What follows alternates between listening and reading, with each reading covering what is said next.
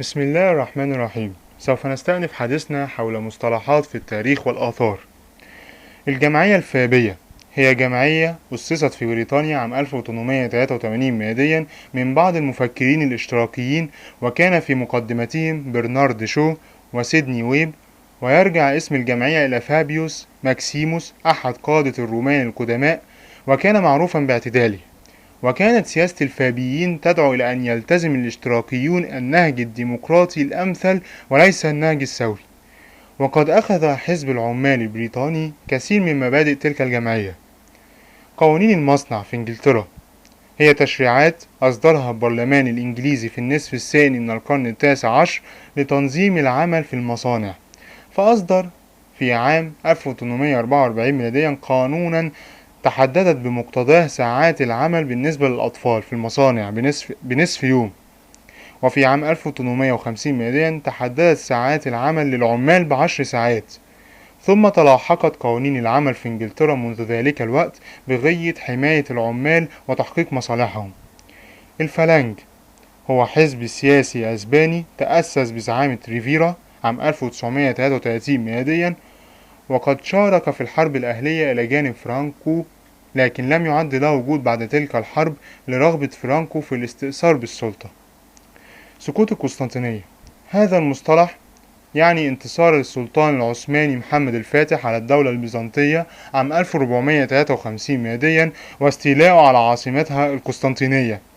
يعتبره كثير من المؤرخين بداية التاريخ الأوروبي الحديث والتوسع العثماني في أوروبا.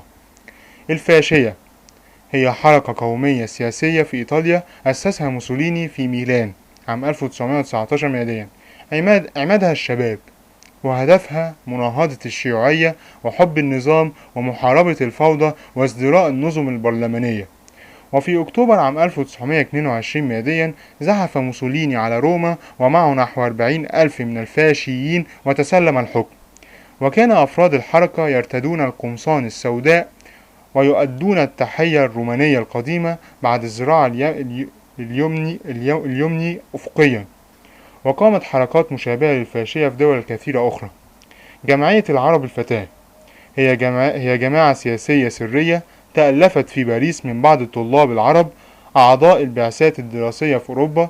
وكانت الجماعة تدعو إلى استقلال العرب وتفادي أي ارتباط بالدولة العثمانية. ومن أهم أعمال هذه الجماعة عقدهم أول مؤتمر عربي في باريس في عام 1913 ميلاديا، وقد حضره مندوبون عن بعض المنظمات والجمعيات العربية في البلاد العربية وخارجها. ومن قرارات المؤتمر المطالبة باللامركزية الإدارية في الدولة العثمانية، ودراسة اللغة العربية بمدارس المرحلتين الأولى والثانية في البلاد العربية الخاضعة للدولة. يمين الولاء، يمين يقسم به التابع لسيده على الولاء والطاعة له في العصور الوسطى. فدائيان إسلام هي جماعة إرهابية تظاهرت بالدين وظهرت في إيران في أواخر الأربعينيات وأوائل الخمسينيات من القرن العشرين، وكانت شبيهة بجماعات دينية أخرى ظهرت في العالم الإسلامي خلال هذه المدة. وقد أبدت هذه الجماعة نوع من التعصب الديني ولجأت إلى العنف في المجال السياسي، وما لبثت أن ضعفت شوكتها. المكتب الاتحادي للتحقيقات هو مكتب يتبع وزارة العدل في الولايات المتحدة، ومن اختصاصاته أن ينظر في المخلفات التي ترتكب لانتهاك قوانين البلاد، وهو مسؤول عن الأمن والنظام في الداخل. المحكمة العليا الاتحادية هي أعلى هيئة قضائية في الولايات المتحدة، تأسست بمقتضى الدستور الصادر عام 1788 ميلاديا، وتختص بالنظر في دستورية القوانين التي تصدرها مجالس الولايات أو فيما ينشأ بين الولايات من المنازعات. وقد قامت هذه المحكمة بدورها في دعم سلطة الحكومة الاتحادية وصانة الدولة من النزاعات الإقليمية والانفصالية. فيدرالية هو نظام حكم يضم عدة وحدات محلية لها سلطات كثيرة في كافة شؤونها الداخلية فيما عدا السياسة الخارجية والدفاع. من أبرز أمثلته نظام الحكم في الهند وأستراليا.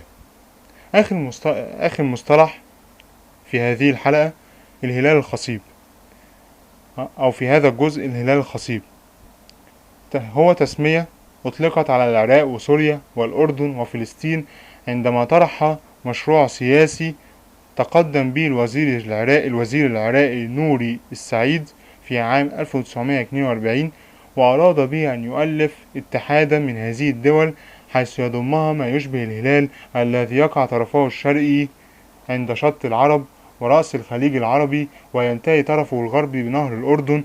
وسمي الخصيب لأن المنطقة تجري فيها مياه دجلة والفرات والأردن بعيدا عن صحراء سوريا وشبه جزيرة العرب. وللحديث بقية إن شاء الله تعالى، وشكرا على حسن استماعكم.